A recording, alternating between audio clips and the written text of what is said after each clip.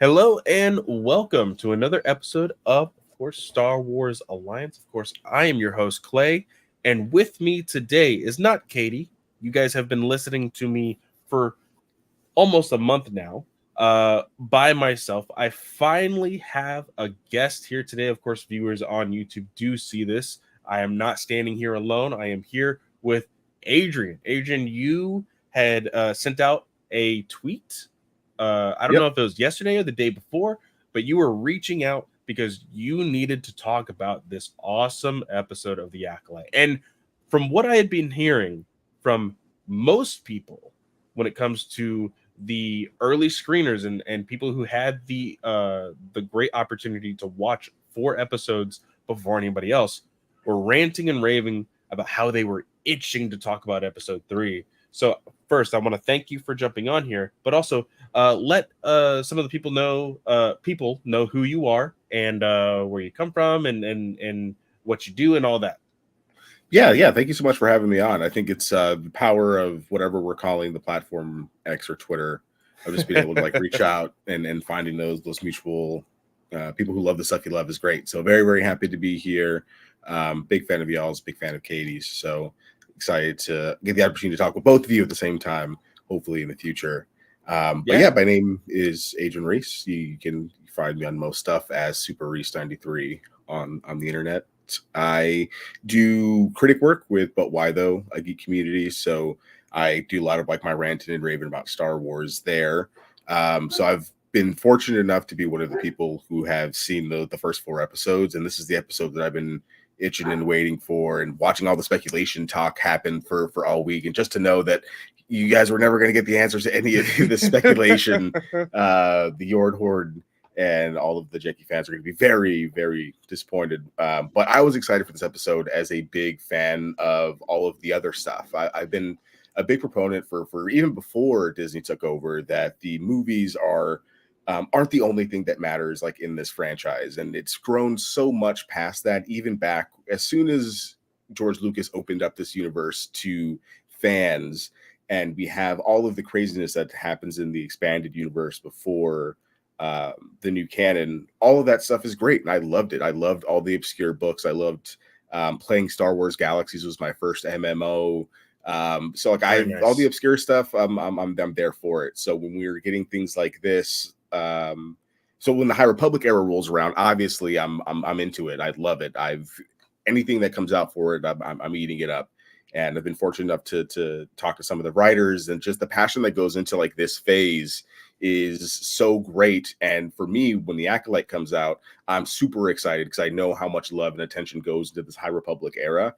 So to see that the writers are excited about it, or that some of the writers are getting to write the one-off comics like for Klanaka and things like that has me Mm. super excited for what this series has to offer, and I'm having a great time. But I knew that this episode specifically was going to be the one that if they were upset, or if like there was like discourse or any kind of feelings in the first 2 episodes, that was definitely going to be there. But this is going to be the one that for a week we're just going to be seeing people going back and forth on how they felt about it.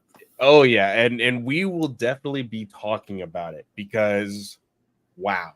Um there was a couple of friends of mine that are like, "Hey, do you know if Star Wars fans overreact much at all uh or kind of stretch the truth in some aspects?"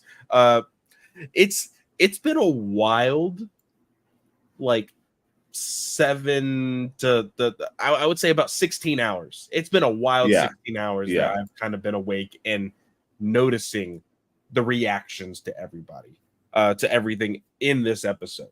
But I'm excited to talk about it. I have my own little tinfoil hat theories Yeah. going on with the episode. I would love to hear yours. But before we jump into the episode 3 talk, of course, here we always talk about news first. There wasn't a whole lot looking through mine and Katie's Star Wars Alliance chat that we usually kind of drop stuff off on. Um, one big one was the fact that Star Wars Outlaws had a lot of talk and footage shown throughout the weekend and week at the Microsoft showcase, at the Ubisoft showcase as well. So Adrian, you right before we started this podcast, before we went live, you actually said you were really excited about it. Like, what about Outlaws, especially now that we've got to see a little bit more about it? Uh, what's got you most excited over it? Yeah, I think for me, again, I love the obscure stuff in Star Wars, like the background characters that we don't really know too much about. So while in Star Wars Galaxies everybody's rushing to be a Jedi, I was perfectly happy being a Beastmaster, bounty hunter, perfectly fine living that life. So when you tell me that for the first time we get to play someone who's not a Jedi in a more recent major Star Wars Yeah, game, I'm with it. And then to have them be a Latina, I'm with it. For them to be LGBT, I'm with it. Like I'm like every like checks all the boxes for me. And from the little that I have seen and um, from other people who've played it and experienced the game, it seems like it's going to be what I'm looking for. So I'm very, very excited. Big fan of Fallen Order and Survivor. They're great games, but I want to be someone other than a Jedi in my Star Wars. It's more than that. I And I think that we're learning that slowly but surely, and kind of like the larger fandom. yeah, I feel the same way when it comes to wanting to play another aspect. Because one thing that me and Katie always talk about in uh, this show and in the Star Wars universe as a whole, it's so funny that we call it a Star Wars universe, and we always talk about just Yeah. this Hmm. very small group of individuals in the said universe. So being able to at least, like, unfortunately, we are staying within the Skywalker saga, which I've always said, like, now that we have the High Republic, let's play in that sandbox. That, Yeah, that yeah, there's yeah, so much undiscovered things and yeah. untold stories there. Let's jump to that sandbox. But being in here, um, being able to play somebody outside of being a Jedi, I think is going to be very, very fun. One aspect that I did see, I don't know if you're a huge fan of Grand Theft Auto at all, but they equated the stormtroopers and the Empire to the authorities in GTA. So you have a like star level as far as like uh kind of how much trouble you can get into on each planet, and then the more trouble you get into, the more stormtroopers and then death troopers, and then like it just gets more and more intense. So I think that's really, really cool. Me and a couple of friends were joking around, like how crazy would it be if you get into so much trouble, you just start seeing freaking Darth Vader's ship just come out of Yeah, nowhere and drop, and yeah, like, yeah. oh crap, like what are we gonna do now? Um, I think that would be pretty fun. But just the intricate amount of things that I am seeing from this game. Apparently, you can sit down and play Sabacc. Like, I am a huge Hmm. fan of Hmm. playing games within games. Oh Uh, man, tell me about it. My wife does not understand why I have most of my hours in Red Dead Redemption 2 are just playing poker. yes, And it's then Jedi poker Survivor, there. I was doing the auto chess battler in there too. Yep. So I Yeah, get it. I'm super exactly. excited to play Sabacc uh in there's game. there's like the chess s game in Horizon Forbidden West. Yeah. There's people, I've never played it, but people go crazy over Gwent in The Yeah, Witcher Gwent, I mean, they got a whole other game, game. Yeah, yeah, exactly. because of the game. Like, people love that stuff. So to be able to play Sabacc, to be able to be immersed, that's what I want. I love being, and I think it really just is from my love and passion of the expanded universe before we get all of this great stuff that we have now. So I've always thought that, like, my bounty hunter character in Star Wars Galaxies was part of the universe, because we had a game that was very sandboxy, where you couldn't even name your character Luke because there was already Luke Skywalker somewhere in like the galaxy at that point. So like there's just the immersion, they know how to do immersions. It looks like that the immersion's going to be there for me as someone who wants to be not a Jedi, or someone who's like on the run specifically from Darth Vader, because I'm tired of not being able to beat him in Yeah. games because he's just so OP. So I'm very, very excited for it. And we have all the things you need. You have a droid, who also doubles as the person that everyone wants to do things with. Then Nyx is just adorable, so you just have like the adorable character to love. Like Yeah. there's just it just checks all the all the Star Wars boxes. It checks minus lightsabers, and who knows what we'll see when the game actually comes out. Yeah, and I'm like a little part of me is like, unfortunately, I just feel like we're going to see at least one lightsaber Yeah, in that I'm game. sure. It's just the way the cookie crumbles Oh, whenever but they do. imagine if we don't, though. Imagine Oh, if they do it. Just if they because we do see entire all the big game. shots they're taking, in like things like the Acolyte. They could just be like, "Hey, look, here we are." Granted, you have to remember the timeline that we're in. We're in between, I believe Yeah, it was Empire Strikes Back and Return of the Jedi. So, exactly. like, Luke is kind of busy. He is Yeah, we should. training to, I think it'd be weirder if we saw one. I think yeah, at this point. 100%, one We'd, hundred we'd percent. have to be on some big radar, but I guess we see in like the comic series, like for all the in Mm-hmm. betweens, Yep, they're actually doing quite a bit of stuff and hanging out with quite a bit of characters. So who knows? exactly. Yeah, but that's really it for the news. So let's go ahead and jump right into this episode. Also, uh, just like any other topic that me and Katie would cover, we are going to talk a little bit about some of the reactions that we are getting from this episode. Like I mentioned before, Adrian, you also have seen the reactions, Yeah, and one thing that I want to go ahead and get out of the way, um, kind of jumping mid episode, early to mid episode, we learn that Osha and May come from a covenant of witches. Gonna jump right into this crazy. yeah, Um, and these witches, just like that of the Dathomirian witches, use quote unquote the force or magic, however you want to perceive it. A lot of people perceive the force as space magic to begin with. Um, they perceive the force as a thread. This was said in the episode. Um, Adrian, there's a lot of people freaking out about this. yeah. People think that this show is changing the force. They think that the force is no longer the force. They think it's the thread now. Now you had said in your introduction that you have read and you are interested in the High Republic. One of the best things for me personally when reading the High Republic stuff is the fact that the Jedi of old would perceive the Force in many, many different ways. Of course, the quote unquote most famous of them all, Avar Chris, uh, perceived it as a giant song, and everybody had their own beat to that song. You look at Elzar Mann, he perceived it as an ocean. You had others that perceived it as uh, on an emotional scale, some that perceived it as a giant machine, and every single Force user was like a cog in that machine.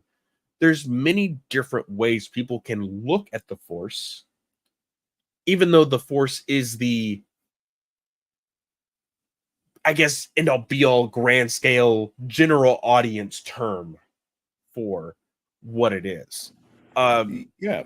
so what are your thoughts on the perception of this thread through this covenant? Like how did Yeah. you feel when you first saw this, and how do you like?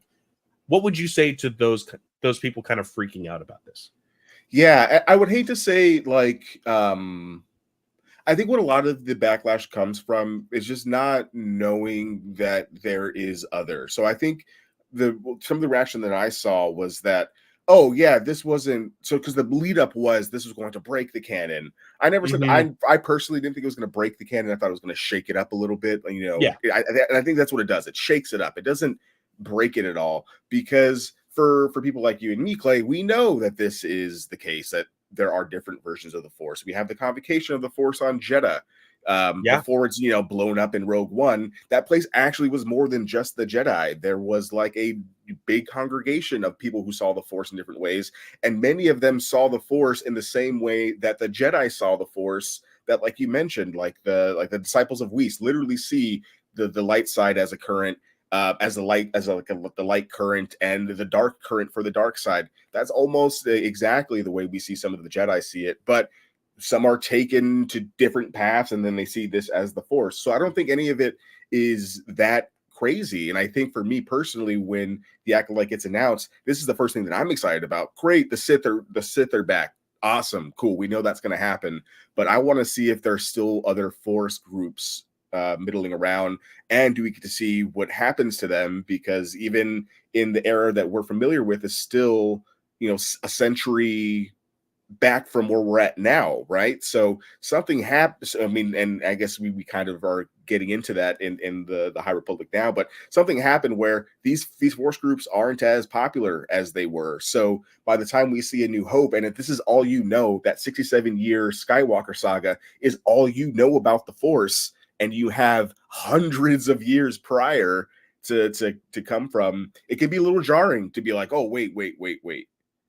There's other things. So I think it just takes people seeing it for the first time and being like, okay, this is cool. It's more fun with nuance than dealing in the absolutes of this is exactly how it has to be forever because of 67 years. Like, just 67 years ago, my parents couldn't even interracially get married 67 years ago in this country. You know what I mean? Like, Yeah, for it's sure. just, I think people just need to take a second and like watch it, ingest it, and be like, okay, this isn't really all that different after all. Yeah, and jumping right into that part as well, other Force groups. I saw this group, the Covenant, and a lot of people would say, "Oh, this is like the Dathomirian witches." My mind went in a different direction because of I think we hear uh what is her actual name? The mother. Uh uh Turner Smith. Her actual Mother name, Anissa, is it? Anissa, Or yes. more than Mother Anissa. or more the Coral. Yeah, Mother Coral's the other one, Yeah, right? and Mother Yeah, Coral. there's that too. Um in our little thumbnail that I created, right in the corner is the mother from that of the Path of the Open Hand in the High Republic. A lot of people who are listening, we do have listeners that do read the books, but we do have listeners that don't. Yeah, and I think that's the best part because we get to tell them about it. Exactly. The really cool thing was um, this Path of the Open Hand that was introduced in the Phase 2 of the High Republic had a very wild way of thinking whenever it came to the Force. And the first kind of explanation that Mother Anissa gives to her like little crowd whenever you see the twins kind of in the background, she's kind of using the same verbiage. And I'm like, oh, hold on. Are they just like some sort of weird, like what has become of that? Now, again, we know that, I gave this small little history lesson in the episode prior to the Acolyte actually debuting with episode 1.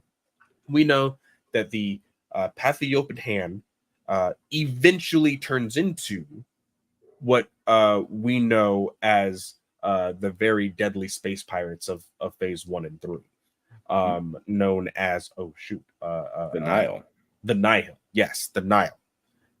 Now, could that have branched off in some sort of way with this? Like, again, the Nihil are very like grungy and heavy metal and like just want to see destruction and death all over the Yeah. place. But this group in particular shares so many aspects of what the Path of the Open Hand was. So, like, I'm going to be really interested to see, or if it's ever out there that Leslie was like, oh yeah, this is where I took all of that from. Like, this is a direct like connection between the two. I think that would be awesome. I really dug this covenant. Yeah. It'd be really interesting to see if this was a branch of any of those, those force groups that were on Jeddah. But I think just more importantly, I think it just really shows that for so long the Jedi, even in the prequels, are heralded as like the masters of the Force, and Yeah, we see that the Sith aren't the only people who don't like the way that the Jedi look at the Force, yeah. and when you have them policing that the way that they're policing, at least at the end of the High Republic era, it's gonna be pretty easy to see like why like some force groups, other force groups who have the same kind of power and can harness that power, would think, no, we don't have to listen to you. Why? Because you can harness the same power that I harness.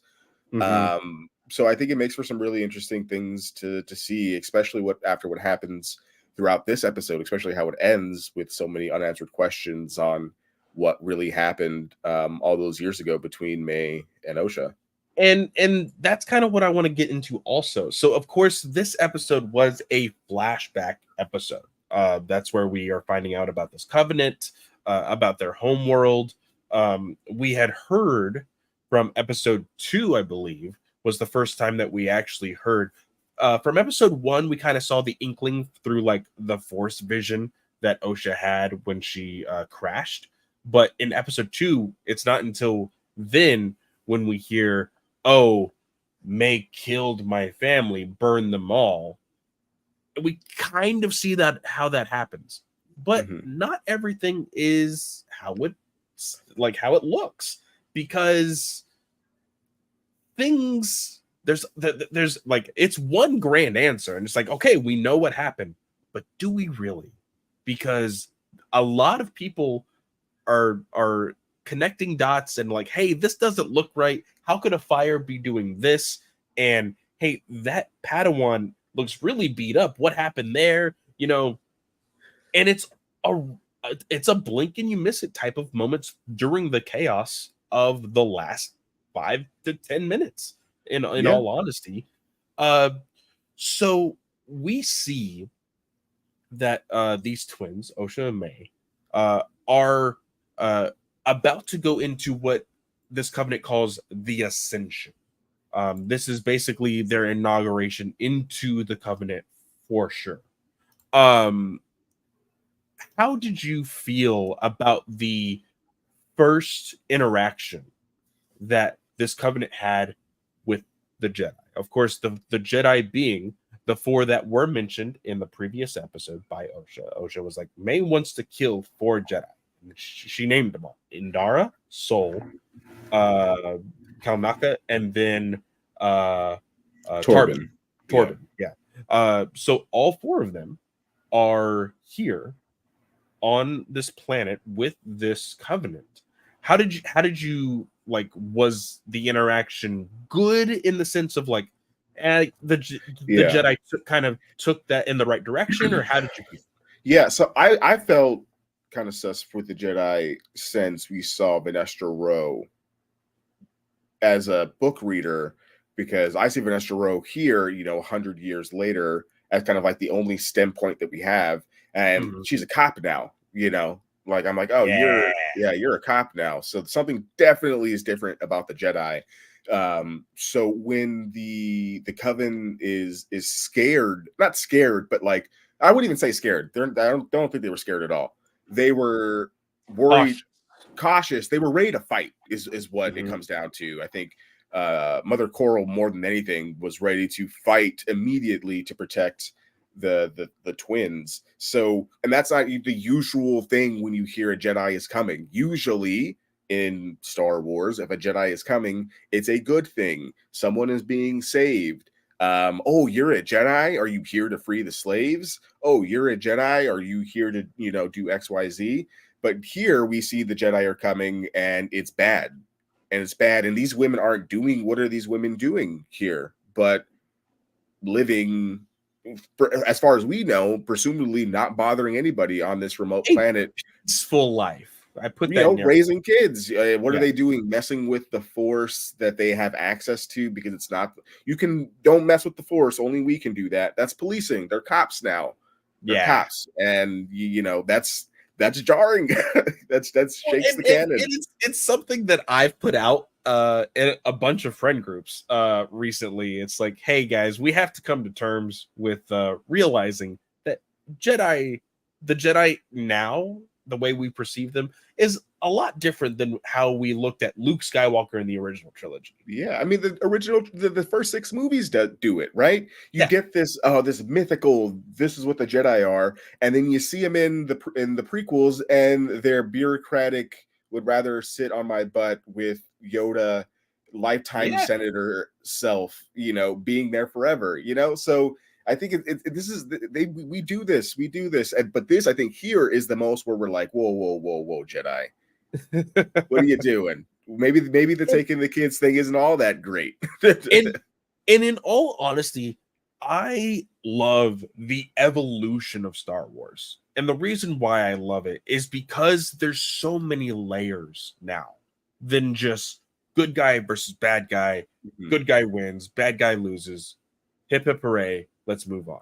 Like, no, you have to really look at these characters. Like, uh, uh, oh shoot, what's his name from episode 1 and 2? Yord, right? Yeah, Is Yord. Yord.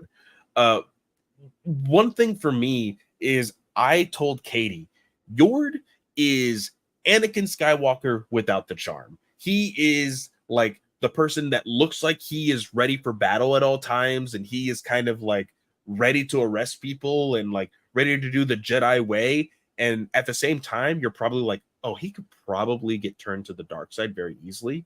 Yeah, But at the same he's time, he's probably a really just like good at being a Jedi, you know? look, man, the dude's pretty. I get it. He looks great with his shirt off. I thought the steaming of the steaming thing was absolutely hilarious because that's I've always like they're always so pressed and always so nice. For real. I spilled a drink on my other shirt right before we started this. I just run to get this shirt. How do they always look so nice? And now we know they press clean it. It's great. But my interaction with Yord, and I think it even kind of circles back to this episode, is how they use the Force. How are you using it? This dude was Mhm. happy, smiling to Jedi mind trick the Nemoidian at the beginning in his first Yeah. appearance. His first appearance is basically flashing his gun. Yes. 100%. It's Yes, flashing a gun. That's this is what I was telling so to a friend I of think mine. Yeah. everyone's distracted by the shirt off and rightfully defending the actual actor from all the backlash of saying that Anakin blew up the Death Star and all that, whatever. Oh, in the press, So I yeah. think that like everyone just wants to love this character, rightfully so. But the dude's a cop. Dude's a cop who pulls his gun, is to me in my eyes, because you Yes. see it. He pulls out his lightsaber for everything. He's happy to use the mind trick. Who is happy to use a Jedi mind trick in anything that we've seen other than bad people? You know, Well, so it's and sketchy. And I think even in the opening of this episode, when we see the way that May is is playing with the fauna. yeah. Okay, let me try it. No, I don't really like that. I don't really like hurting or Osha. Sorry, where Yeah. Osha's like, oh, I don't really want to hurt this thing and lets it go. But May is more than happy to make No. that thing hurt. Yeah. But then we also know that May still has that anger, or Osha still has that anger in her at the end of episode 2. So 2. there's still that darkness in there. So there's a lot at play here, and it's a lot more just than one side is bad, one side is good. I think it's just how are they using the Force, and people like Yord, I think, are a lot more similar to May than to Osha in terms Yeah. of these Jedi And that we're seeing. and you talk about how they use the Force. We see like immediately when the Jedi come in and like they're questioning, like, oh, we hear you have children and all of this stuff. Mother Anissa immediately puts Torben in like some sort of like Yeah, mental like force lock, yeah, and his eyes turn black. It's really scary looking. And they're like, "Hey, yo, whoa, whoa, hey, we're yeah. just double checking." They're like, "Okay, now they mean business." And I like, see, I love Soul. Soul is everything to me. I look at him as one of those characters that could easily be comparable to that of Obi-Wan, to Qui-Gon Jinn, to Yeah, if something all happens of to the him, I am crying in this to series. 100%. Yes. And the way that he reacts and just the way the cinematography was with this, like you think it's like a bad reaction where he's gonna like just show off his blade and everything, Yeah. but then he slowly hands it to Osha. He's like, hey, this is this. He de-escalates the situation Mhm. so quickly. You know what? You just mentioned that, and you know what that reminds me a lot of when Osha is being interrogated by Yord, and she's just going to like grab Pip, and Yord Yeah. pulls the And the he saber he on her. he's about to pull the lightsaber. Dude, Yeah. these dudes are cops. These people are cops. 100%. Immediate reaction. Soul's the only good one. Soul and Jackie, the only good ones so far. And But yeah. so, you know, it comes to the point where Osha's like, I want to be a Jedi. Like, I want to do this test thing. Like let's make it happen. And so they set a time and date. Like, hey, we're gonna do this. Be tomorrow. And then there's this discussion with the Covenant, basically trying to say like, hey, how do we get the Jedi to get off our backs? Like, what do we do? We see there's like a lot of like butting heads between Coral and Anissa. These two are lovers. They are the ones that conceive the children, and this is where we learn another thing that people are freaking out about. There is words exchanged with Coral saying, "I I bore our children. Like I'm the one that held our children in during birth." And then Anissa was like, "Well, I'm the one that created them." And then that's when Coral just pops off. It's like, "Wait until I tell like, what if the Jedi find out about how you created them?"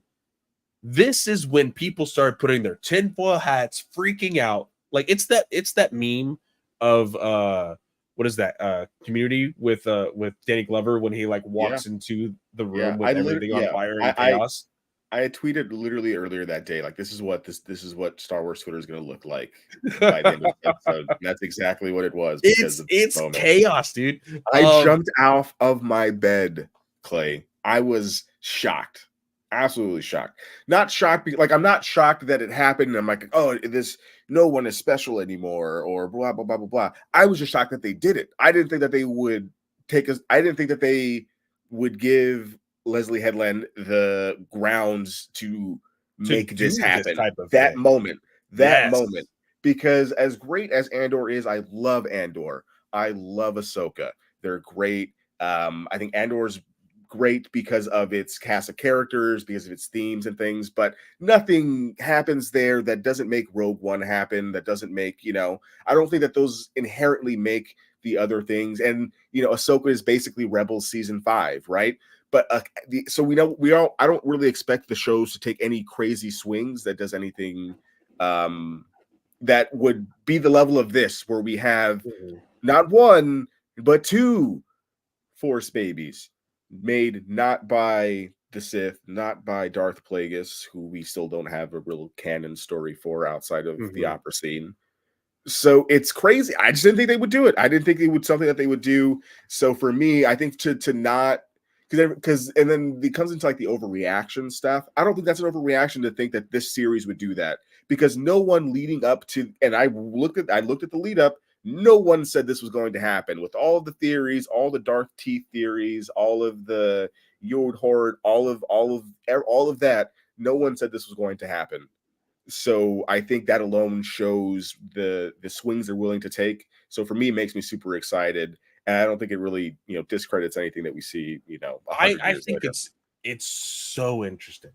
It is so interesting. And again, it makes people's gears start to turn. What Yeah, does this mean genuinely? Of course, there are some things in comics that, you know, Charles Soule did years ago. He clarified through his Darth Vader comic, because a lot of people kind of point at that all the time, and they're like, "Oh, Anakin was made from the Sith, and like he was made purely by the Force and everything else." Charles Soule said that this is what Palpatine is telling Vader, not necessarily what yeah, happened. There's like the big thing. the one thing that people need to remember is that the Sith lie to get what they manipulate. They needed to keep Vader on a short leash whenever, he was on their leash. Now, with this, there is a really interesting post that Katie sent to me very early in the morning. There's people, as soon as these episodes come out, they're on Reddit. They're throwing, they're cooking, they're throwing their theories out there. So I want to throw one at you and see how you feel about this. Adrian says here, somebody titled this, "Today's Acolyte episode is my favorite. I think where this is going is May hooks up with the Sith, and Plagueis, who might be the master at this point, catches wind of how she was created and replicates this process to create Anakin. Or to eventually create, possibly like Palpatine and like all of these other things, and get the ball rolling on some of the bigger plans that we eventually see down the road in all of the Star Wars films." How do you feel about this? Yeah, so I'm not sure. Personally, the way that I think that this makes the most sense in the terms of what we've talked about, that there are other Force users around this time. The Jedi aren't the only wielders. The Jedi and the Sith aren't the only wielders of the Force. You can be very powerful in this time period without wielding a lightsaber or having, Force lightning. So I personally think that theories like that are fine. You can connect this back and you can make the webs go. I think there's so many cool ways you can do it. There's so many cool ways you can do it. A Sith could still engineer everything we're seeing here in this episode for sure.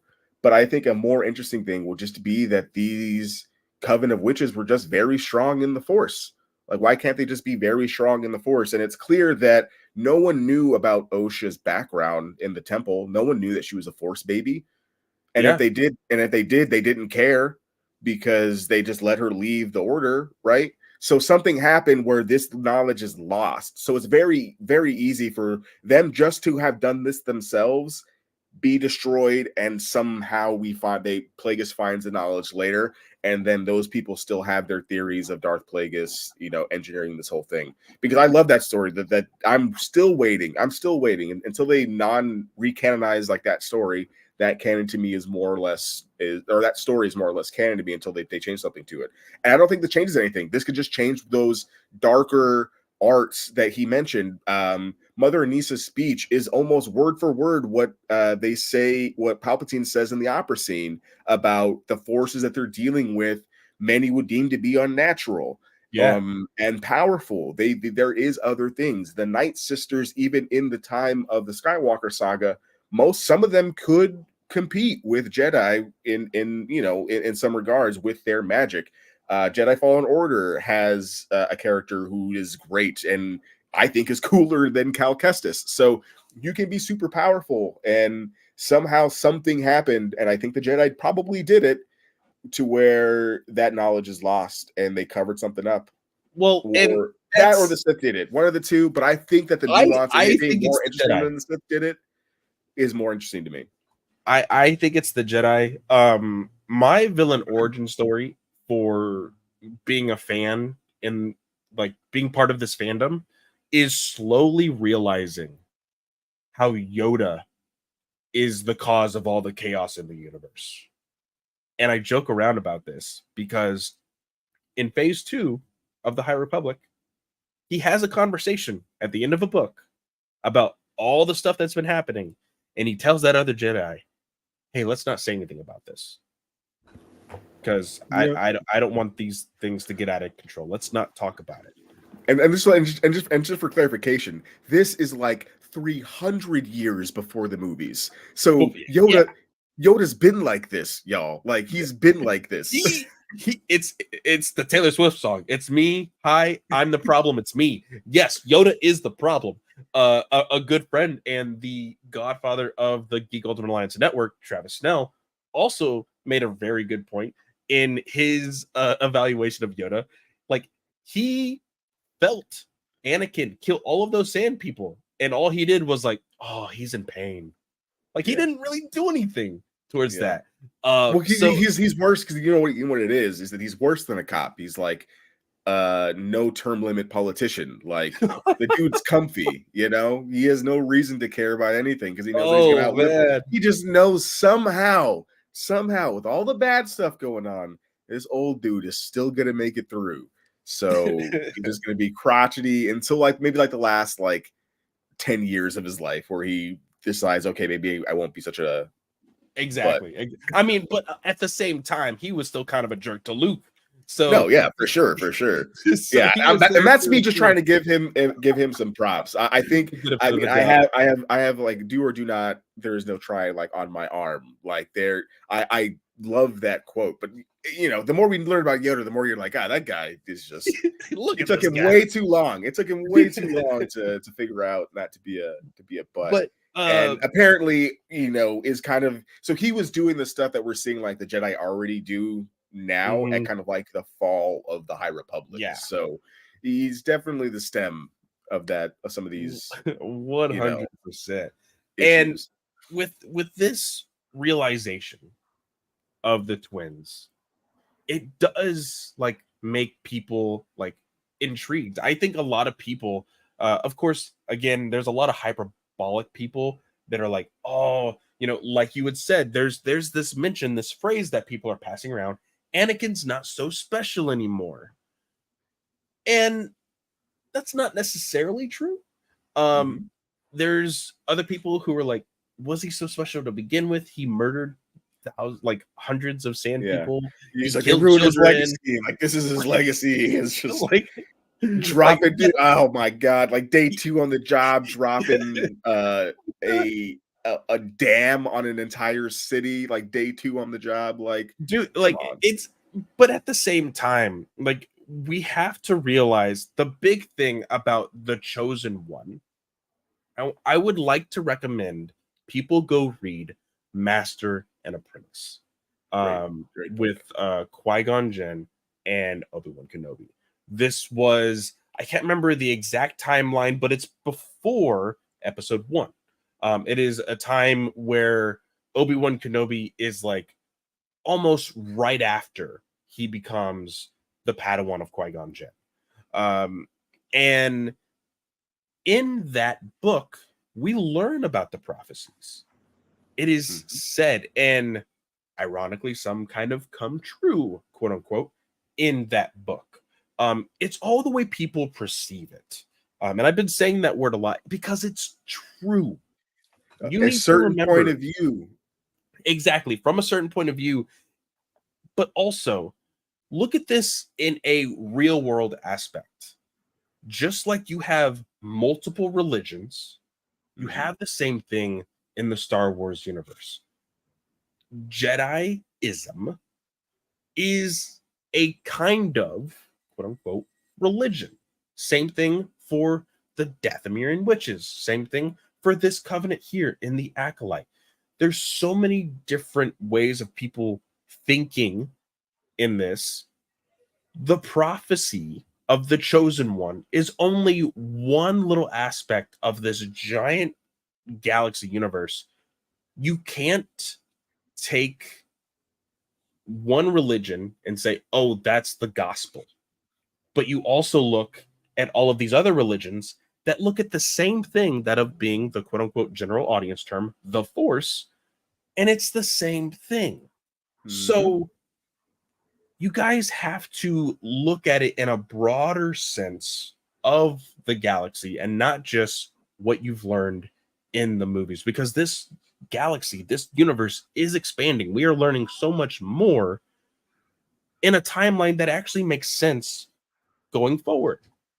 Yeah. Or so we hope, you know, because like you said, Yeah. I really do hope that by the end of this, because Headland said that she hopes for 3 episodes at bare minimum. Because she's kind of like written some stuff out and is like, hey, I have these ideas and whatnot. We will see. We will see how the reactions are. We'll see everything else. I am almost confident that a season 2 happens, but a season 3, we'll have to wait and see.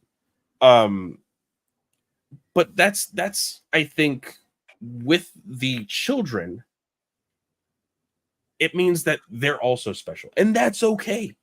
Yeah. It is okay for multiple people to be special within the universe. It is a very interesting concept for them to be conceived through quote unquote abnormal means. So after we learn this, we get to see the testing of the children, because they tell the children, hey, lie, hey, fail this test.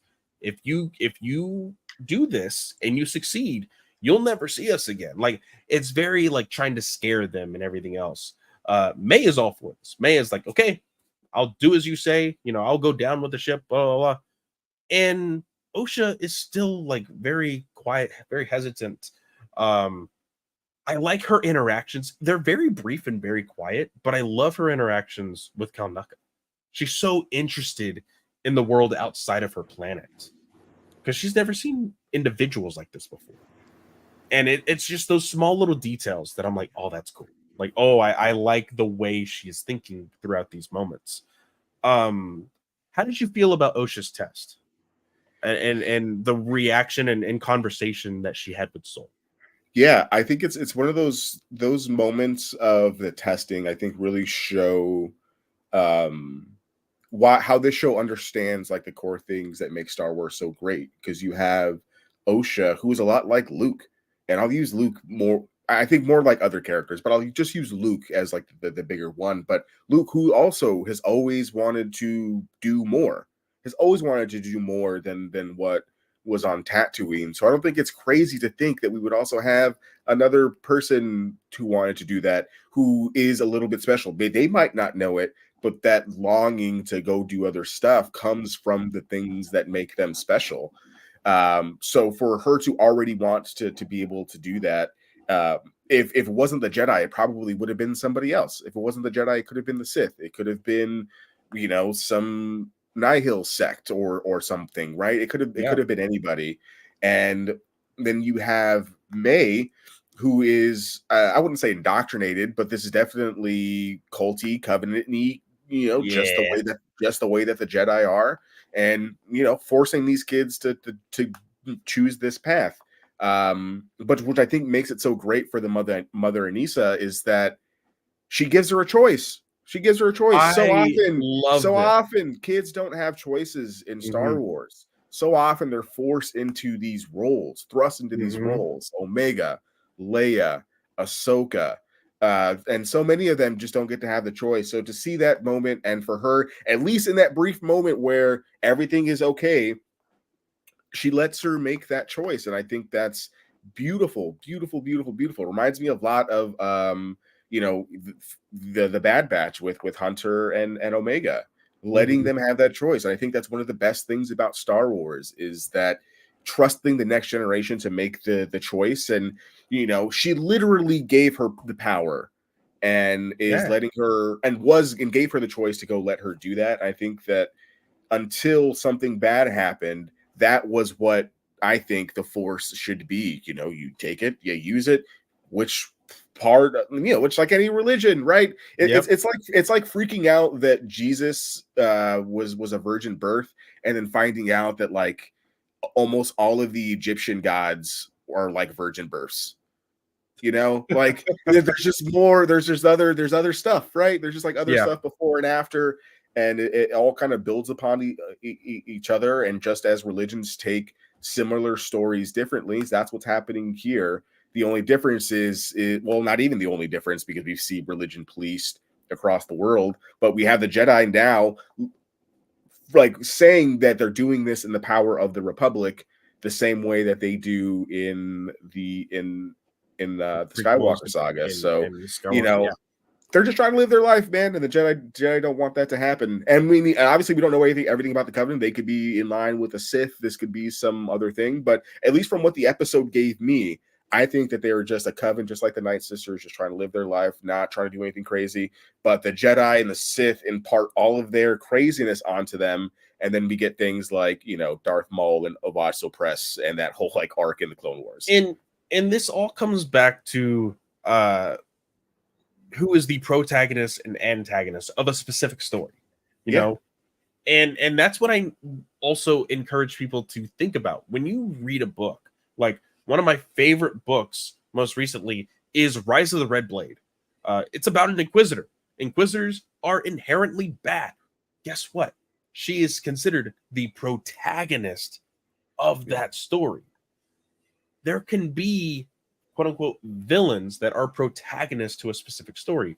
So this covenant could be a protagonist in some sort of aspect, but could also be a villain, and vice versa. So with this, and I also like your comparison with Osha and Luke, because going, backwards in the lineage, Anakin and Osha, their mothers had the same conversation. Oh, am I ever going to see you again? Will I ever see you again? Yeah. And they both say, probably not. No, this is the choice that you will make.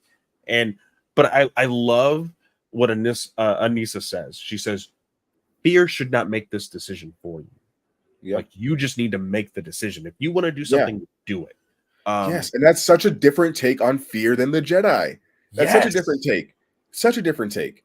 Not shying away from the fear, but embracing it. And it's just such a cool way to look at the Force that we don't get. God, in the perspective. God, it's so good. And with the High Republic, we always highly recommend going and reading these books. If you're not a big person to buy books and actually read it, eyes to paper, go to Audible, listen to it. It's great. I love the way that in the High Republic, they were a bit more loose in their way of thinking about relationships and fear and emotions when it came to these types of characters within the Jedi Order. Highly recommend it, because you will see all different aspects. Yeah. So it's not weird when he's like, no attachment, but Soul's also like, oh, come here. Let me adopt you. there's like this fatherly thing about him. And it's like he I think it was at the end of episode 2 where he's like, this is grief. Just let it go. But then like you can see like all the emotion stirring in Soul. So like he is a little bit of a hypocrite, but like a complex character. I need to know more about him. I want to see how he was trained and how he was raised in the Order. His story to Osha about him being taken when he was like 5 or 6. Like he was also taken when he was quote unquote too old for the Order. So I really want to know more about him. But after the testing and everything else, shit hits the fan so quickly. May comes in here, is like, hey, you're not leaving, I'm killing you. Like, just straight up. And I'm like, what? Okay. How is this gonna happen? And we see her set fire, because again, we had learned in the previous episode that she killed this family with a fire. And so we get to see how that happens. Again, Adrian, this is when people's tinfoil hats are coming on. Yeah. Because we are not seeing everything. I can guarantee we're not seeing everything, because things just aren't connecting. The puzzle pieces are a little off. We hear a lot of explosions. We see a lot of dead bodies.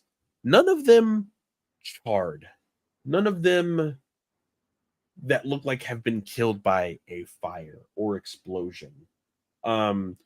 I think Mother Anissa is the only one that we see close up, but it's actually from behind, so we don't even get to see any of the like possible burns or scars or anything that happens. And then we see an absence of a character. A lot of people have noticed, people have already rewatched this several different times, that Mother Coral has been missing from the group of individuals that are dead. And again, this is when people are putting on their tinfoil hats. What do you think about the already theory that Mother Coral is the stranger? Is this like evil entity that we've already seen at the end of episode 1 with the red lightsaber? How do you feel about that? Yeah. So I think if there was like a way to connect this back to the Sith and back to Plagueis and all those things, I think it's through Mother Coral probably makes the most sense. But I'm also of the mind that this line of thinking, and not to get Yoda, it just leads to just disappointment. It just leads to just disappointment, man. We don't know. We just have no idea. We have no idea And I So think for is me, that the I way think I you're think that's the way I'm approaching it overall. I'm just letting the okay? I was show gonna say tell because me. there's a lot of people that are already putting out a lot of Yeah, theories for who yeah, this because strange. I learned my lesson. I learned my lesson with Ahsoka. I learned my lesson with Ahsoka. I learned my lesson with Ahsoka. So in the Bad Batch, when everyone was like, "Oh, Clone X is tech," I was Heck. never in that camp. I was never in that camp because look, man, the show tells us. The show tells us. A Master Soul tells us in the first episode that looking back at the past can prevent you from more grief later.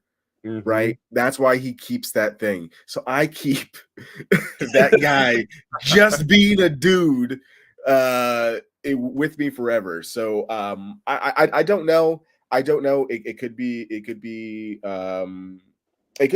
It could be her or it could be somebody else. But I think that whatever happens, Mother Coral is at kind of like the center of the conflict, primary conflict for sure. I think that she was over it and she tried to box somebody. I probably want to say probably my theory is that she makes Torben turn on the Jedi is what I think happens, which is why he has the gash on his face. Someone had to probably stop him or something, Mhm. because we know that control is mind. The Jedi mind trick, the mind control for the Jedi has been really big here, and it really isn't Mhm. that big in other things other than a slight thing here or there. So I think the mind control thing is going to be a big reveal whenever we go back to what this is, because I still don't know. I still don't Yeah, know. when all of this was happening, there was just one of my first reactions was, how did Soul get there so quickly? What, like, why is he there? What is this? It wasn't until my other rewatches and then seeing other people's reactions when I was like, wait, yeah, they were all dead. Like, but nobody was crushed from like something falling. There Yeah, there wasn't a burns, there wasn't fire like all around them specifically. Like there's a lot of things that are unanswered. Now, you are right. People miss this. But at if you go to timestamp 3623, I think it is. yeah. It's It's just like when they're very, on the very ship. quick. It's on the ship. Yeah, You see very blurry just because of how the focus is on the scene. Corbin has clear blood, gash. a clear gash on his Yeah, eye, and he's kind of chill. But the only three that we see are uh, uh, Soul, Corbin, and Indara. We don't see Kalnucka anywhere. So it's like, okay, like what all happened there? We know that Corbin and Kalnucka have taken the Barash vow. Like, for what reasons? Why did Corbin kill himself? Why was he so guilty? Like, and yeah. people How have did he been become saying a master so fast? Like, uh, there's just so many. that was my thought right before we started this podcast because it literally says only 16 years, and I'm like, Hey, he became a you know, master in do you, 16 do you know? years? Yeah, do you know who like promotes people to like cover up bad things to move them? Cops do Yep. that. That's what Yeah. cops do. Oh, you have too Oh many complaints. man. We're just gonna move you to another department. You know, same thing. Well, Wow. same thing with in Darna, right? Yeah. Because we know as High Republic fans that the Jedi of that time are much more spread out. They're not all just like on Coruscant waiting to get sent out. They're at Yeah. outposts all across the Outer Rim because they're helping the Republic explore kind of like Blade of the Colonizer type things. If you really want to like get into it, but Mhm. like Endar is all the way out in the Outer Rim somewhere, Yeah. and that's after touring around and going to get kids, having a Padawan who is now a Jedi Master. It's all very, very, very, very sus. And then to have Klanaka just something happen where Klanaka, one of the only Wookiee Jedi that we ever get to see is just not going to be, he's just gonna leave. He's gone. Yeah. Like He's out of here. it's very interesting. And there just wasn't enough in the chaos that gives us all the answers. So I believe there will be. I told Katie, and I kind of want to reel back what I told Katie when texting her. I said, "Oh, I think throughout the season, and we still have. This is episode 3. We have 5 more episodes. I do Yeah. believe. Mm-hmm. I'm not gonna say all the way until the very end. I'm gonna say at least one more episode is going to be a flashback to give us like the real answer of what happened. But I had said, oh, throughout the season, we'll get probably small flashbacks. Yeah. And I don't know which one I want to happen more. Like, is it going to be more so like little tidbits of these Jedi actually telling them what happened, like within every episode that is going to move forward, or is it going to be one episode dedicated to the truth of what happened? What do you think? Yeah, I think that it's going to be a perspective. I think that we kind of got more or less Osha's perspective of everything that happened. So Yeah. the next time that we flash back, which I hope is like a flashback episode, I hope that we just get a whole dedicated episode to the young Brady sisters, because I think they do a great job at They portraying. did Yeah, they killed it. Yeah. So I hope that that's a whole flashback. I don't want like the piece flashback, because I think Mm-hmm. that one of the things that the Disney Star Wars shows get a lot of flack for is doing like these side quest mission things. I don't really care. Mm-hmm. I personally don't care. Like, go do whatever, as long as it contributes to like character growth. I'm there for it. But this is also from the guy who loves like the Dragon Ball Z car driving episodes, so I'm with it. So when you flash back, and I know that some people are like, "Oh, where are Yori? Where's like we saw all these characters that we fell in love with for 2 weeks. We don't get to see them for a week." It's okay, because they're not like the main thing here. So I hope that we go back in another perspective and we see May's perspective of everything that happened, so we get to see what radicalized her to do this. And why did she think that Osha was dead this entire time when Osha clearly was not? I mean, obviously she doesn't have like the Jedi on speed dial to be like, oh, hey, do you have my sister? True. But their connection is deep. We see that kind of like dyad style and that's going to be very interesting. And if they don't answer it, I mean, it's kind of okay. But why was it when Osha crashed, that was the only time that there was ever anything there? Yeah, it's very Sidious puppeteer-y for sure. Yeah. But at the end, we see all of that happen, and then we see May. She survived. She went back to the tree because she says in the very beginning of the episode, oh, whenever I can't find you, I come to this tree, and you're here. And so she and it's so innocent and heartbreaking all at the same time. Yeah. Like, she runs to that tree, and you just hear her say, Osha, and then it goes to her face, end of episode. And that's the end. How do you think she gets off planet? I think if I want like the more Mother Coral thing to happen, I feel like Mother Coral maybe finds her, and they're picked up by another Force group, who maybe the Sith, who also sense what they're doing over here, because obviously ripples in the Force are clear. Whatever they're doing there, someone felt somewhere. So I think probably the Sith are probably coming to pick her up, but hopefully with Mother Coral. That would be wild. But yeah, I think that's probably how she gets off planet. I want to know how she survives the fall. That's what I want to know. Yeah. Is this a thing like where very early on she has like the Darth Maul Sith energy already, where the hate is gonna protect her from whatever broken things she had? Yeah, that's gonna be very, very excuse me. It's gonna be very, very interesting, because we saw how, like, in the one scene where their mother was kind of like fed up with them, and she's like, block me, defend, or whatever. May was the one that was up and moving. She blocked and everything, so she perseveres. So I'm sure we're gonna see, like you said. I think I'm with you. I want to see May's perspective for sure, because again, tinfoil hat.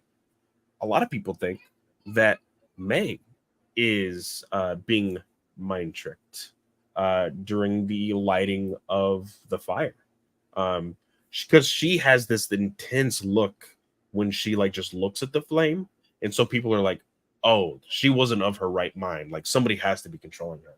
And there's people that, again, we've had this conversation of like, oh, they're cops, like, and cops are bad. People are saying like, how could the all good Jedi be so murderous of this clan or this covenant? People think that Soul and Indara mind wiped and cause this conflict so that way they could take Osha. Like, Yeah. it's a wild theory. Is it true? I don't know. Yeah. If it It's not is any true, that's wilder than, yeah, I mean, it's no wilder than having a coven of witches make a force baby. yeah. 2 force babies, you know? Mm-hmm. Not any wilder, you know. And I think this show has really gone to, and it's not the first to show the folly of the Jedi. The prequels do a great job of showing that the Jedi were, you know, well on their way to be able to not see a Sith Lord in front of their face. Mm-hmm. But this show seems like it's ready to take swings. So Master Soul could end up being very problematic at the end of this. I feel like the show is very okay with making your faves problematic, and it would crush me. It would crush me. It would crush me. But I think it's better than the foregone conclusions that we always have for the Disney Plus shows. Yeah. So any speculation is better than no speculation, which is why I think like Ahsoka is so exciting, because they're off somewhere completely different where they're not impacting the Skywalker saga in any like major way. So let them play in the sandbox, like you had mentioned at the beginning of our talk. You know, I'm excited to watch these creators play in the sandbox because they're fans. I think that's one thing that we aren't giving enough credit to, that this was a handpicked cast by someone who loves the franchise, who has the approval of your favorite Dave Filoni. So like, let them cook. Let them cook. Yeah. Is what I'd say.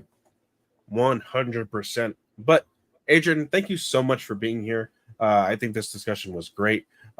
It's been rough just rambling by myself for 2 weeks. No, I get you. So thank you so much for being here. Guys, we want to hear your opinions as well. Of course, we do have the Star Wars hotline and our Gmail account. Of course, that's 830-538-4828. You can text or leave a message with your reactions to any and all episodes. Of course, we will be vexing these things, so make sure to make them appropriate, as well as don't give us way too much information about who you are and stuff. So give us your Twitter handle or a social media handle so that way we can shout you guys out. And then our Gmail is starwarsalliance@gmail.com, just like our Twitter handle. So send us a Gmail if you can, or email, not necessarily Gmail. You don't need Gmail to send us an email. People still got Hotmail. Yeah, exactly. Hotmail. Oh man, I had Hotmail for years, man. But either way, thank you guys so much. Again, Adrian, shout out some of the stuff that you've been doing recently with the website and everything else. Tell people how they can follow you. Yeah, so you find me primarily writing at butwhythough.net, a geek community media outlet where I primarily talk about Star Wars most of the time. Star Wars, Star Trek, or whatever popcorn movie no one else wants to watch, but I'll go watch. So mostly over there, and then just on social media at SuperReese93 on TikTok and Instagram mostly these days. Again, talking to myself, walking around, trying to stay fit, talking about Star Wars and some of my favorite lore pieces and all those things. So that's where you can find me. Awesome. Of course, you guys can always find me at Fanboy Clay on Twitter and all other social media. Still trying to make my Twitch schedule work. I have a huge list of games that I'm still wanting to play. Still trying to beat Final Fantasy VII Rebirth, but that game is just so amazing. I can't get past just walking around and interacting with everything. But I will be streaming Outlaws when it comes out. I currently am still in love with Marvel Snap and will be playing Marvel Rivals when that comes out as well. I'm a part of the beta, so be on the lookout for that. And also wanted to go ahead and shout this out. Me and Chris over there from Minot Manor, we recorded about a week or two ago our review for the most recent Star Wars High Republic novel, Temptation of the Force. We have talked about it. It has been pushed onto podcasts. It won't release until this episode releases. So when you're listening to this, it's already on your feed. So go check it out if you haven't already. But of course, go read the book first and then listen to our review. We go into spoilers, non-spoiler stuff. So it is so much fun. I love that book so much. It and the High Republic overall, it still continues to get me more and more excited with every single book that I read. So with that, guys, thank you so much. And remember, may the force be with you.